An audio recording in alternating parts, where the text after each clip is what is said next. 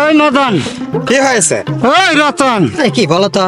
ইস, আমার এই গঞ্জিকা সেবন না করলে আমি এই যেতেই পারবো না।